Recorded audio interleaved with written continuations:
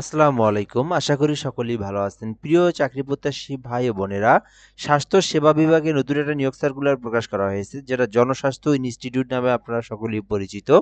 তো এইখানে কিন্তু নিয়োগ বিজ্ঞপ্তি প্রকাশ করা হয়েছে এবং আবেদন কিন্তু চলমান। তো যারা এই সার্কুলারে আবেদন করবেন অবশ্যই ভিডিওটা শেষ পর্যন্ত দেখবেন। এখান থেকে আমরা পদের নাম, পদের সংখ্যা, বেতন স্কেল, শিক্ষাগত যোগ্যতা, আবেদনের পদ্ধতি, পেমেন্ট পদ্ধতি, কত টাকা ফি প্রদান করতে হবে, কিভাবে আবেদন করবেন, সকল কিছু আমি সুন্দরভাবে আপনাদেরকে এই ভিডিওর মাধ্যমে দেখে দেওয়ার চেষ্টা করব। তো অবশ্যই ভিডিওটা শেষ পর্যন্ত দেখবেন। তাহলে স্বাস্থ্য সহকারী এই যে নিয়োগ সার্কুলারটা জনস্বাস্থ্য ইনস্টিটিউট, এটা কিন্তু আপনারা জানতে পারবেন এবং বুঝতে পারবেন, এবং আপনারা যদি শিক্ষাগত যোগ্যতা অনুযায়ী আবেদন করতে চান সেক্ষেত্রেও কিন্তু আপনারা আবেদন করতে পারবেন। ভিডিওটা শেষ পর্যন্ত দেখার জন্য অনুরোধ করা হইলো। আরেকটা বিষয় হচ্ছে যে এই চ্যানেলে যদি নতুন হয়ে থাকেন অবশ্যই সাবস্ক্রাইব করে রাখবেন। বাংলাদেশের যত নিয়োগ সার্কুলার আছে সকল নিয়োগ সার্কুলার আমার এই চ্যানেলে আপলোড করা হয়। অবশ্যই সাবস্ক্রাইব করে আমাদের সঙ্গে যুক্ত থাকবেন, ভালো সার্কুলারগুলো সবার আগে জানতে পারবেন। জনস্বাস্থ্য institute, Mohakhali, Dhaka. Website IPH.gov.bd। ওয়েবসাইটে প্রবেশ করলে আপনারা নোটিশ বোর্ডে এই সার্কুলারটা আপনারা দেখতে পারবেন। স্বাস্থ্য সেবা বিভাগ, স্বাস্থ্য ও পরিবার কল্যাণ মন্ত্রণালয় ৩ জুলাই ২০২৫ খ্রিস্টাব্দ তারিখে স্মারকে ছাড়পত্রের প্রেক্ষিতে জনস্বাস্থ্য ইনস্টিটিউটের স্থায়ী রাজস্ব খাতভুক্ত সরাসরি নিয়োগের নিম্নচাকে বর্ণিত শূন্যপদ সমূহে জনবল নিয়োগের লক্ষ্যে পদের পার্শ্বে বর্ণিত শর্তে বাংলাদেশের প্রকৃত নাগরিকদের নিকট হতে কেবলমাত্র অনলাইনে আবেদনের জন্য আহ্বান করা যাচ্ছে। তো এই বিষয়টা আমরা আগে বুঝতে হবে ভালোভাবে। তো এই বিষয়টা কিন্তু অনেকে অনেক কিছু বোঝে না। তো এখানে কি বলা আছে? ১ নম্বরে বলা আছে যে অনলাইনের মাধ্যমে আবেদন করতে হবে। ২ নম্বরে বলা আছে বাংলাদেশের প্রকৃত নাগরিক, অর্থাৎ বাংলাদেশের ৬৪ জেলার যেকোনো নাগরিক কিন্তু চাইলে আবেদন করতে পারবে, অর্থাৎ সকলের জন্যই কিন্তু এই আবেদনটা। ৩ নম্বর বিষয় এখানে বলা আছে যে নারী পুরুষ সকলেই কিন্তু আবেদন করতে পারবে এবং এটা একটা সরকারি চাকরি এবং এটা একটা স্থায়ী চাকরি। তো যারা আবেদন করবেন চাইলেই কিন্তু এই সার্কুলারে আবেদন করতে পারেন। তো ১ নম্বরে আছে ৬০ মুদ্রাক্ষরিক কাম কম্পিউটার অপারেটর। তো যারা ৬০ মুদ্রাক্ষরিকের ট্রেনিং করা আছে তারা কিন্তু আবেদন করতে পারবেন। শিক্ষাগত যোগ্যতা চাওয়া হয়েছে অনার্স পাস অথবা ডিগ্রি পাস। আপনি যদি অনার্স পাস করে থাকেন এবং ৬০ মুদ্রাক্ষরিক জানা থাকে আপনি কিন্তু এই পদে আবেদন করতে পারবেন। ডিগ্রি থাকলেও কিন্তু আপনি এই পদে আবেদন করতে পারবেন। ২ নম্বর আছে সিনিয়র মেকানিক, একটি পদ আছে। তো যারা কোনো স্বীকৃতি বোর্ড হইতে ইলেকট্রিক্যাল বা মেকানিক্যাল ট্রেডে উচ্চ মাধ্যমিক সার্টিফিকেট পাস করেছেন তারাই কিন্তু আবেদন করতে পারবেন, অর্থাৎ যারা এইচএসসি পাস করা আছে তারাই কিন্তু সিনিয়র মেকানিক পদে আবেদন করতে পারবে ইলেকট্রিক্যাল বা মেকানিক্যাল ডিপার্টমেন্ট নিয়ে। ঠিক আছে, তো এরপর আমরা এখান থেকে দেখবো ড্রাইভার, দুটি পদ আছে 15 গ্রেডের। তো এটাতে শুধুমাত্র অষ্টম শ্রেণী পাস করে কিন্তু আবেদন করতে পারবেন।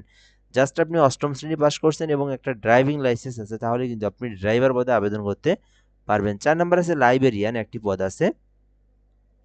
শুধুমাত্র এইচএসসি পাস করে কিন্তু লাইব্রেরিয়ানে আবেদন করা যায়। জাস্ট আপনি এইচএসসি পাস করছেন এবং কম্পিউটার যে চালাবেন সেই বেসিক দক্ষতাটা, বেসিক নলেজটা থাকলে কিন্তু আপনি লাইব্রেরিয়ান 16তম গ্রেডের এই পদে আবেদন করতে পারবেন। অফিস সহকারী কাম কম্পিউটার মুদ্রাক্ষরিক 16 গ্রেডের। তো খুবই একটা কমন সার্কুলার, এই সার্কুলারটা সবাই চিনে থাকে। এই পদের নাম অফিস সহকারী কাম কম্পিউটার মুদ্রাক্ষরিক। শুধুমাত্র এইচএসসি পাস করে আবেদন করতে পারবেন। কম্পিউটারের বেসিক নলেজ জানা থাকলে আপনি আবেদন করতে পারবেন, আপনার কোনো সমস্যা নেই। ঠিক আছে, তো যারা এইচএসসি পাশে জব খুঁজে থাকেন অফিস সহকারী কাম কম্পিউটার মুদ্রাক্ষরিকে আবেদন করতে পারবেন। টেলিফোন অপারেটর, তো এটাতে দুটি পদ আছে। শুধুমাত্র এইচএসসি পাস অর্থাৎ উচ্চ মাধ্যমিক পাস করে টেলিফোন অপারেটর পদে আবেদন করতে পারবেন 16 গ্রেডের। এরপর আছে 7 নম্বরে কেশিয়ার, একটি পদ আছে। শুধুমাত্র এসএসসি পাস করে কিন্তু আপনারা কেশিয়ার পদে আবেদন করতে পারবেন 16 গ্রেডের। সো যাই হোক, এখান থেকে আমরা অনেকগুলো পদ দেখলাম, পদের নাম, পদের সংখ্যা দেখলাম। যে পদে আবেদন করবেন সে পদে আবেদন করতে পারেন। চলুন দেখে নেওয়া যাক এবার আবেদনের বিষয়গুলো। 18 থেকে 32 বছর পর্যন্ত আবেদন করতে পারবেন। 18 নিচেও হওয়া যাবে না, 18 প্লাসও 32 প্লাসও হওয়া যাবে না, এর মধ্যেই কিন্তু আপনার বয়সটা থাকতে হবে। তো এখানে বেশ কিছু বিষয় বলা আছে, এগুলো বিভিন্ন প্রতিবন্ধী, তারপরে আপনার ক্ষুদ্র নৃগোষ্ঠী, তারপরে আপনার মুক্তিযোদ্ধার কোটা, কাগজপত্র কি নিয়ে যেতে হবে, এই বিষয়গুলো আমরা পরবর্তীতে দেখলেও হবে। এখন মূল বিষয় আমরা এখান থেকে দেখব যে আপনি যে আবেদন করলেন এখন আবেদনটা করবেন কিভাবে। তো এখান থেকে আপনাদের নিজেরা যারা অ্যাপ্লিকেশন করবেন নিজেদের পিসি কম্পিউটার আছে সেক্ষেত্রে ক্রোম ব্রাউজারে যাওয়ার পর IPH telegraph.com.bd ওয়েবসাইটে প্রবেশ করে আপনারা কিন্তু এই আবেদনটা করতে পারবেন, অথবা চাইলে আপনি আমাদের মাধ্যমে আবেদন করে নিতে পারেন। সেক্ষেত্রে হোয়াটসঅ্যাপ নাম্বার SMS দিতে হবে। বাংলাদেশের যে কোনো সরকারি নিয়োগ সার্কুলারের আবেদন আমরা করে দিয়ে থাকি। আমরা কিন্তু নির্ভুলভাবে নিখুঁতভাবে আবেদনগুলো করে দিই যাতে কোনো প্রকার ভুল ত্রুটি না হয়। সো চাইলে আপনি ঘরে বসে থেকে আমাদের মাধ্যমে আবেদন করে নিতে পারবেন। এক্ষেত্রে হোয়াটসঅ্যাপে যোগাযোগ করতে হবে 017758303120, 017758303120। এই নাম্বার হোয়াটসঅ্যাপে শুধুমাত্র SMS করবেন তাহলে কিন্তু আপনি আমাদেরকে পেয়ে যাবেন। তো এরপর আমরা এখান থেকে দেখবো আবেদনটা শুরু হয়েছে 24/11 অর্থাৎ রিসেন্টলি 24শে নভেম্বর। 24শে নভেম্বর কিন্তু এটার সার্কুলারটা প্রকাশ করা হয়েছে এবং এটা শেষ হবে 14ই ডিসেম্বর। তো আরও কিন্তু মোটামুটি অনেক কয়দিন আছে। তো এই সময়ের মধ্যে কিন্তু আপনাদেরকে এই পদের অ্যাপ্লিকেশনটা করতে হবে। সো ফি কত টাকা প্রদান করতে হবে বিষয়টা যদি আমরা এখান থেকে বলি, তো 1, 2, 3, 4, 5, 6 নং অর্থাৎ 1 থেকে 6 নং সবগুলো পদের জন্য একই ফি হচ্ছে 112 টাকা পার আবেদন, অর্থাৎ একটা আবেদনের জন্য 112 টাকা খরচ হবে। তবে এখানে দুইটা এসএমএস সহ 118 টাকা খরচ হয়ে যায়, অর্থাৎ যারা নিজেরা আবেদন করে নিজেরা পেমেন্ট করবেন সেক্ষেত্রে টেলিটক সিম থাকতে হবে। টেলিটক সিমে আপনারা 120 টাকায় রিচার্জ করবেন। তারপর এখানে যে অপশন আছে সেই অপশন অনুযায়ী আপনারা পেমেন্টটা করবেন। আইপিএইচ স্পেস ইউজার আইডি রেখে 16 নম্বর আপনারা সেন্ড করবেন। পরবর্তীতে আপনাদেরকে একটা পিন দেওয়া হবে। তো IPH space ES space pin দিয়ে 16 নম্বর আপনারা সেন্ড করলেই পেমেন্টের টাকাটা কেটে নিলেই কিন্তু আপনার আবেদনটা হয়ে যাবে। তো তারপরে কিন্তু আর কোনো কাজ নাই।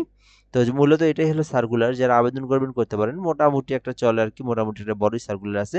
তো যাই হোক, যারা আবেদন করবেন করতে পারেন। আর এই সার্কুলার নিয়ে কোনো কিছু জানা থাকলে কমেন্ট বক্সে কমেন্ট করে জানাতে পারেন। আর আমাদের থেকে আবেদন করে নিতে চাইলে যে কোনো সরকারি চাকরির আবেদনের জন্য এই নাম্বারটা টুকে রাখতে পারেন অথবা আপনারা দেখে রাখতে পারেন। ভিডিওটা পর্যন্তই, ভালো থাকবেন। আসসালামু আলাইকুম।